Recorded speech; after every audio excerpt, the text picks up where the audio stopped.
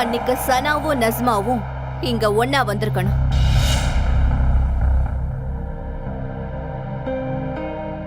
அப்புறம் நஸ்மா சோஃபாவுல உட்கார்ந்திருக்கா.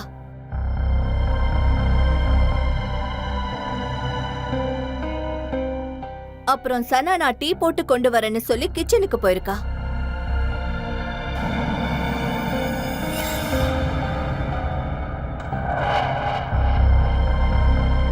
அதுக்கப்புறம் சனா 2 cup tea போட்டிருக்கா.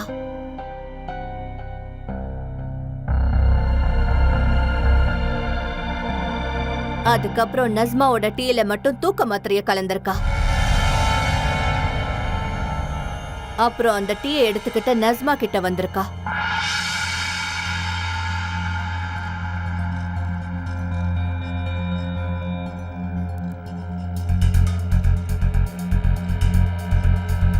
அப்புறம் சனா நஸ்மாவுக்கு டீ ஆஃபர் பண்ணிருக்கா.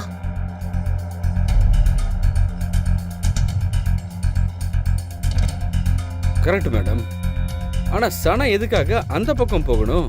அவ இப்படி கூட வந்திருக்கலாம்ல. ஏன்னா மருந்து கலந்த டீ அவ எடுக்கணுன்றதுக்காக அவ அந்த பக்கம் போயிருக்கலான்னு எனக்கு சின்ன யோசனை மேடம். அப்புறம் அவங்க 2 பேரும் டீ குடிச்சாங்க. ஒருவேளை சனா டீ குடிக்கிற மாதிரி ஆக்டிங் பண்ணிருக்கணும். ஆனா நஸ்மா ஃபுல் டீயும் குடிச்சிருக்கா. அப்புறம் நஸ்மா மயக்க மருந்து டீய குடிச்ச உடனே மயக்கமாயிட்டா. இந்த சனா நஸ்மாவை சோஃபாவில இருந்து தூக்கி இருக்கணும். இல்ல இழுத்து போட்டிருக்கணும். அப்புறம் இவ அவளை இழுத்துட்டு வந்து அப்படி இழுத்துட்டு வரும்போது நஸ்மா போட்டிருந்த குர்த்தி சோஃபாவில மாட்டிக்கிச்சு. சூப்பர் மேடம், கரெக்ட் தான். இந்த சனா கெரோசினை எடுத்துட்டு வந்திருக்கணும். அதுக்கப்புறம் கெரோசினை நஸ்மா மேல ஊத்தி இருக்கணும். அப்புறம் சனா தீப்பெட்டிய பத்த வச்சிருக்கா.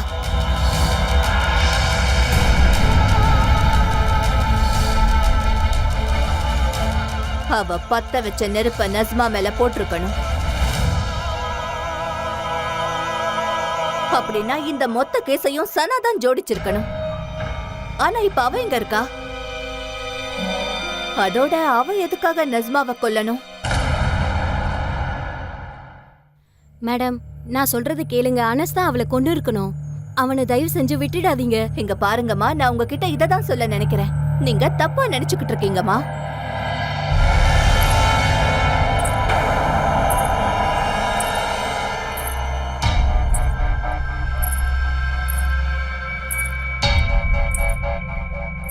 அதே வாசனை.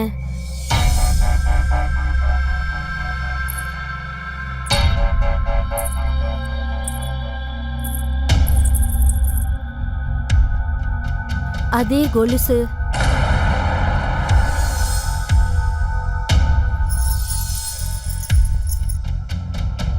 அதே வளையல்.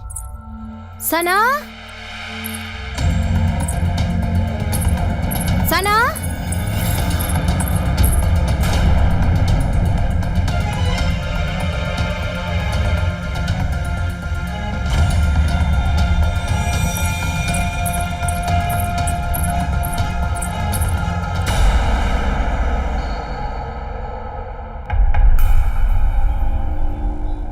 சார், இப்போ ஒரு பொண்ணு வெளியில போனாலே, அந்த பொண்ணு யாரு? யாருமா? அதான் சார், தலையில முந்தான போட்டிருந்தாலே அந்த பொண்ணா? அவ கரிமா. கரிமாவா? எந்த கரிமா? இல்ல இல்ல சார், அது கரிமாவா இருக்காது. என்னமாச்சு? நீங்களே பாருங்க மேடம். இப்போ ஒரு பொண்ணு வெளியில போனால அவளை கரிமான்னு இவர் சொல்றாரு. அதுக்கு? இல்ல இல்ல மேடம், அவ கரிமா கிடையாது. என்னோட பொண்ணு சனா. அவ உயிரோட தான் இருக்கா. அவ இன்னும் சாகல. அம்மா, நானும் உங்ககிட்ட அததான் சொல்ல விரும்புறேன். சனா உயிரோட தான் இருக்கா. அதோட நஸ்மாவை அவ தான் கொண்டு இருக்கா. இல்ல இல்ல இல்ல மேடம், அப்படி நிச்சயம் நடக்காது. என் பொண்ணு அந்த மாதிரி பண்ண மாட்டா. இதான் உண்மை. திவாரி சார், சொல்லுங்க மேடம். சனாவும் அந்த கரிமாவும் எழுதி கொடுத்த அந்த அட்ரஸ் எடுங்க. எடுக்கிறேன் மேடம்.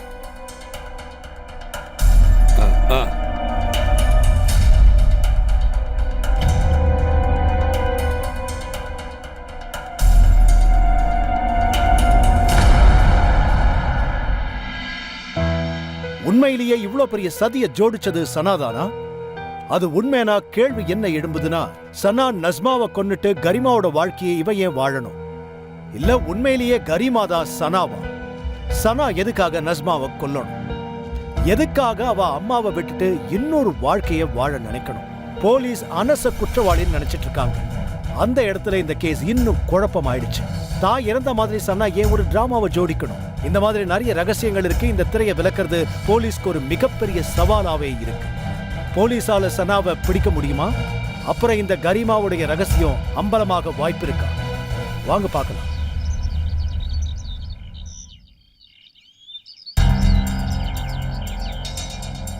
திவாரி சார், கதவை உடைங்க.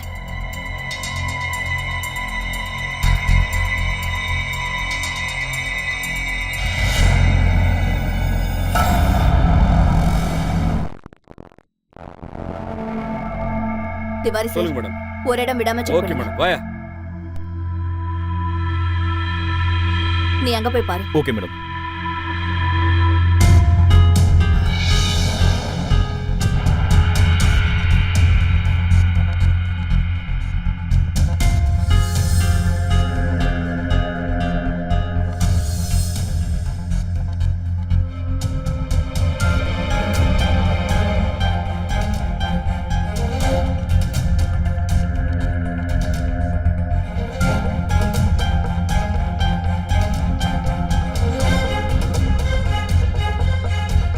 ஒன்றும் கிடைக்கலையே மேடம்.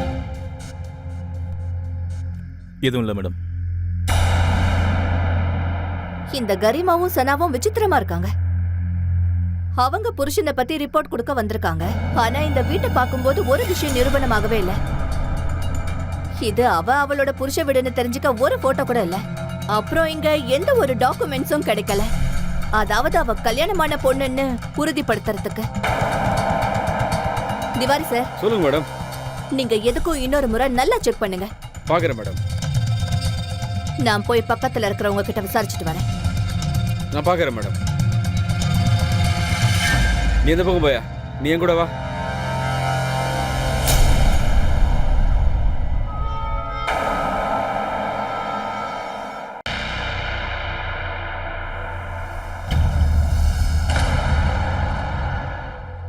எதுக்கு எட்டி பாக்குற? என்ன கேட்கணுமோ என்கிட்ட கேளு. அது என்னன்னா மேடம், நான் என்ன யோசிச்சேன்னா, இங்க போலீஸ் எதுக்காக வந்திருக்காங்கன்னு பார்த்தேன். இவள தெரியுமா? ஆ, இவதான் கரிமா. இதுதான் அவளோட வீடு. ஏன் எதுக்கு கேக்குறீங்க? இவளோட புருஷன் பேரு ரிஷியா? ஆமாங்க. இப்பதான் இவங்க 2 பேருக்கும் புதுசா கல்யாணம் ஆச்சு. உன்கிட்ட ரிஷியோட நம்பர் இருக்கா? இருக்கு மேடம். பக்கத்து வீட்டுக்காரங்க கிட்ட எல்லா விஷயமும் இருக்கணும்ல. இப்போ உங்களுக்கு என்ன வேணும்? நம்பர். சரிங்க. 8209811764.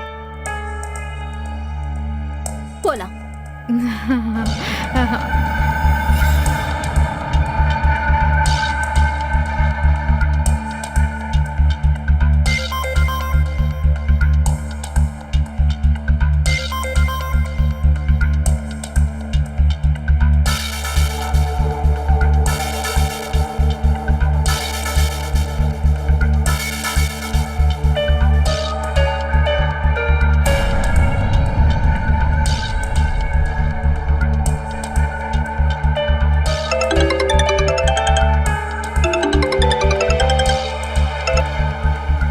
ஏய், யாருப்பா இது? சும்மா ஃபோன் பண்ணி டிஸ்டர்ப் பண்ணிட்டு இருக்க. நான் தான் ஃபோனை கட் பண்ணுறேனே, உனக்கு புரியாதா? எனக்கு பேச விருப்பம் இல்லை. வந்து ரிஷி சாரா பேசுறது? ஆமாம், சொல்லு. அது என்னன்னா, உங்க மனைவி கரிமாவுக்கு 3 லட்சம் ரூபாய் லாட்டரி விழுந்திருக்கு. அவங்க தான் இந்த நம்பரை கொடுத்தாங்க. அவங்க கொடுத்த நம்பருக்கு ட்ரை பண்ணோம், ஆனா கிடைக்கல. அதான் இதுக்கு கால் பண்ணோம். ஒன்னு சொல்ல முடியுமா? நீங்க தான் அவங்களோட ஹஸ்பண்ட் ரிஷியா? நான் அவளோட புருஷன் ரிஷி தான் பேசுறேன். நான் எங்க வந்து என் பணத்தை வாங்கிக்கணும்னு சொல்லுங்க. அட, உங்களுக்கு எதுக்கு சார் வீண் சிரமம்? நீங்க அட்ரஸ கொடுங்க, நாங்களே வந்து நேரா கொடுக்கறோம். நான் வந்து நான் ஒரு ஏசி பார்ல உட்காந்துருக்கேன். இந்த ஆர்காட் ரோடு இருக்குல்ல, அங்க 14வது தெருல. என் பணத்தை எடுத்து நேரம் அங்க வந்துருங்க. சரிங்க, ரொம்ப நன்றி.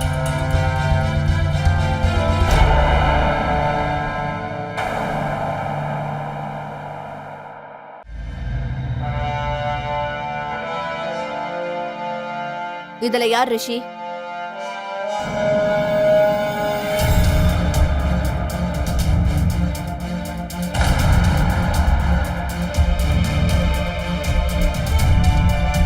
ரிஷி, Rishi. Tiwari sir, full move madam. இவனை ஸ்டேஷன் கூட்டிட்டு வாங்க. ஓகே. அங்கதான் இவனுக்கு கச்சேரியே இருக்கு.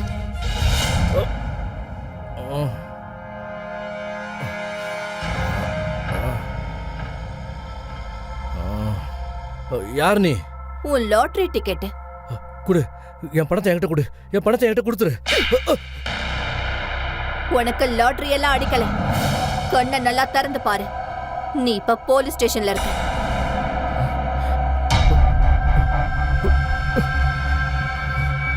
என்ன? போலீஸ் ஸ்டேஷன் சொன்னதுமே உனக்கு எல்லாம் இறங்கிடுச்சா? சொல்லுடா, உன் பொண்டாட்டி கரிமாவும் சனாவும் எங்க இருக்காங்கன்னு சொல்லு. மேடம், அவ என் பொண்டாட்டியே ஏய், கிடையாது. நடிக்காம உண்மைய சொல்லுடா. அப்புறம் உன்னை அடிச்சு துவம்சம் பண்ணி தோலை உரிச்சு உப்பு கண்டம் போட்டுருவேன். சொல்லுடா. சத்தியமா சொல்றேன் மேடம், அவ என் பொண்டாட்டி கிடையாது. எங்களுக்கு கல்யாணம் கூட ஆகல. நான் சொல்றது உண்மை. அவ தன்னோட புருஷனை பிரிஞ்சு வந்துட்டா. ஃபைனலி உனக்கு அவங்கிட்ட இருந்து விடுதலை கிடைச்சிருச்சு. நாளைக்கே நம்ம கல்யாணம் பண்ணிக்கலாம். நமக்குன்னு ஒரு தனி உலகத்தை அமைச்சுக்கலாம். நிஜமாவா சொல்ற? ஆமா. எனக்கு ரொம்ப சந்தோஷமா இருக்கு.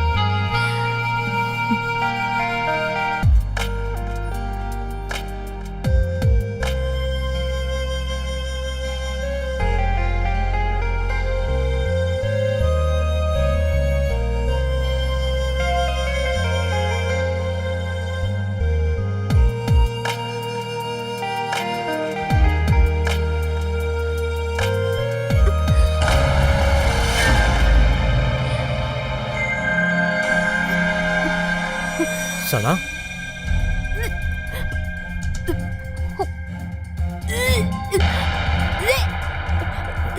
சனா, சனா, சனா, உனக்கு என்ன ஆச்சு? உனக்கு எதுவும் உடம்பு சரியில்லையா? ஒரே வாமிட்டிங்கா இருக்கு. எனக்கு ரொம்ப பயமா இருக்கு. நீ எதுவும் பயப்படாத, நான் இருக்கேன். நாளைக்கு டாக்டரை போய் பார்ப்போம். ஓகே? நாங்க டாக்டரை போய் பார்த்தப்ப அவ 2 மாசம் பிரெக்னெண்டா இருந்தான்னு தெரிய வந்துச்சு. அவ புருஷனால. மேடம், அவ என்ன ஏமாத்திட்டா. நான் அவளை ஏத்துக்க முடியாதுன்னு தெளிவா சொல்லிட்டேன். எவனோ ஒருத்தன் குழந்தைய நான் எதுக்கு மேடம் ஏத்துக்கணும்? மேடம், அவ என்கிட்ட எனக்கும் அனசுக்கும் எந்த விதமான உறவும் இல்லைன்னு நம்ப வச்சா. அப்புறம் அனஸ் அவளை தொட்டதே இல்லைன்னு சொன்னா. அவ என்கிட்ட போய் சொன்னா மேடம். அப்பட்டமான போய். குழந்தைய அபார்ஷன் பண்ணிடு, நான் உன்னை ஏத்துக்கிறேன்னு சொன்னேன். ஆனா டாக்டர் பண்ண முடியாதுன்னு சொல்லிட்டாரு. அதனால சனாவோட உயிருக்கு ஆபத்துன்னு சொன்னாரு. எனக்கு அப்ப ஒண்ணுமே புரியல. அதனால அங்கிருந்து நான் ஓடிட்டேன். ஆனா அக்கம் பக்கத்துல அவள உன் மனைவின்னு சொன்னாங்க. மேடம், அக்கம் பக்கத்துல இருக்கவங்க கிட்ட தான் ஒரு கல்யாணமானவ மாதிரி காட்டிக்கிட்டா மேடம். ஏன்னா அவன் மேல எந்த சந்தேகமும் வரக்கூடாதுன்னு. அப்படியா? அதனாலதான் அவ வந்து உன் மேல கம்ப்ளைண்ட் பண்ணாளா? இந்த வீட்டை விட்டுதான் மேடம் ஓடுனேன். அவ என்ன பின்தொடர்ந்தே வந்தா. சரி, சனாவை வர சொல்லு. எங்களுக்கு சனா வேணும். ஆனா ஏன்?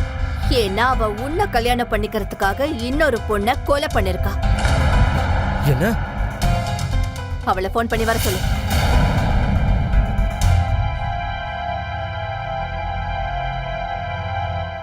ஹலோ சனா.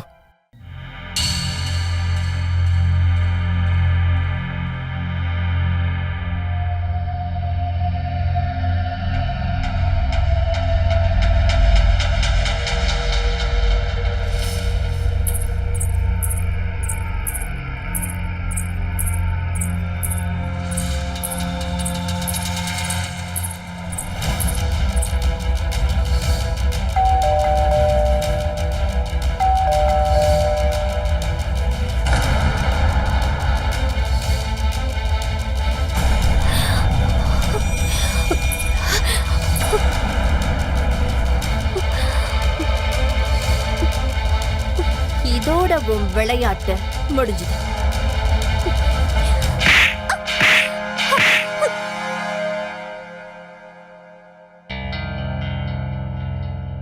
இப்ப ஆரம்பத்துல இருந்து கதைய சொல்லு.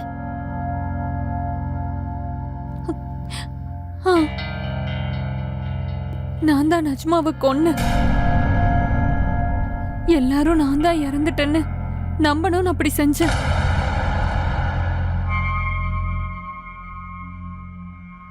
ஓடி போக வேண்டியது தானே?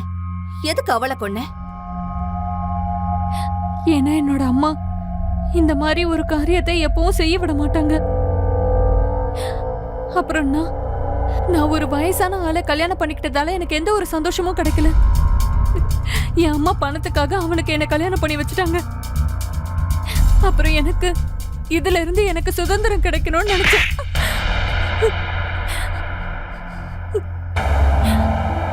அம்மா, சீ, உனக்கு ஒரு குடும்பத்தை ஏற்படுத்திக்கிறதுக்கு இன்னொரு குடும்பத்தை அழிச்சிட்டியே. ஒரு குழந்தை கிட்ட இருந்து அவளோட அம்மாவை பிரிச்சிருக்க. அவ இன்னொருத்தருக்கு மனைவி, அவ ஒரு குழந்தைக்கு அம்மா. உன்னால உன் குடும்பத்தை நல்ல முறையில அமைச்சுக்க முடியல. ஆனா நீ இன்னொரு குடும்பத்தை அழிச்சிருக்க. இல்லம்மா, இன்னையில இருந்து எனக்கும் உனக்கும் இருக்கிற உறவை முறிச்சுக்கிற. அம்மா வேண்டாம்மா. அம்மா நில்லுங்க. அம்மா நில்லுங்கம்மா. அம்மா.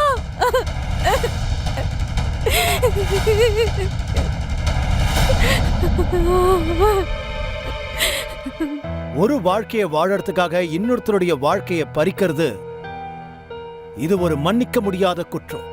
சனாவுடைய இந்த விபரீத எண்ணத்தை நினைச்சா அதிர்ச்சியா இருக்கு. ஒரு அப்பாவியோட உயிரை அவ எதுக்காக பறிச்சா? அவ விரும்பினவனை கல்யாணம் பண்ணிக்கிறதுக்கு, ஒரு புது வாழ்க்கையை ஆரம்பிக்கிறதுக்கு.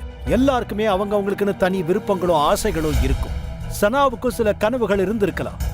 அவளுக்கு கல்யாணம் ஆனப்ப அவளுக்கு தன் கல்யாண வாழ்க்கை சந்தோஷத்தை கொடுக்கலனா அவ தன்னுடைய அம்மா கிட்ட தன்னுடைய நிலைமைய புரிய வச்சிருக்கலாம்.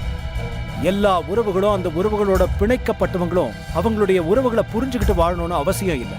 ஒருவேளை அந்த உறவு ஒத்து வரலனா அந்த உறவை முறிச்சுக்கிறதுக்கு நிறைய வழிகள் இருக்கு. ஆனா சனாவை தலாக் பண்ணதுக்கு அப்புறமா சனா அவ அம்மா கிட்ட பேசிருக்கலாம், அவங்களுக்கு அவ புரிய வச்சிருக்கலாம், அவங்க கிட்ட அவ போயிருக்கலாம். ஆனா அவளோ அந்த மாதிரி செய்யல. அதோட குறுக்க வழியை கையாளுறதுதான் சரின்னு நினைச்சா. இது போல ஏன் நடக்குது? ஏன் பசங்க தன்னுடைய அப்பா அம்மா மேல நம்பிக்கை வைக்க மாட்டேங்கிறாங்க? ஏன் பெத்தவங்க அவங்க மனசை புரிஞ்சுக்க மாட்டேங்கிறாங்க? ஏன் அப்பா அம்மா தன்னுடைய பசங்களுடைய எண்ணங்களையும் ஆசைகளையும் புரிஞ்சுக்கணும். பிள்ளைகளுக்கு ஆதரவா இருக்க வேண்டியது அவசியம். அப்பதான் எதிர்காலத்துல இந்த மாதிரி குற்றங்கள் மறுபடியும் நடக்காது. உங்க எல்லார்கிட்டையும் எங்க வேண்டுதல் என்னன்னா, உங்களுக்குள்ள இருக்கிற பிரச்சனையை உங்களுக்குள்ளேயே தீர்த்துக்கங்க. அதுக்கு குற்றங்கிற பேரை கொடுத்து குழப்பிக்காதீங்க. இதோட நான் கிரீஷ் ஜெயின் இந்தியா அலர்ட்டோட இந்த எபிசோட்ல இருந்து விடை பெறேன். மறுபடியும் இன்னொரு குற்றத்திலிருந்து உங்களை அலர்ட் பண்ண திரும்பவும் வருவேன். அது வரைக்கும் அலர்ட்டா இருங்க. பீ சேஃப். இந்தியா அலர்ட், குற்றங்களுக்கு எதிரான குரல்.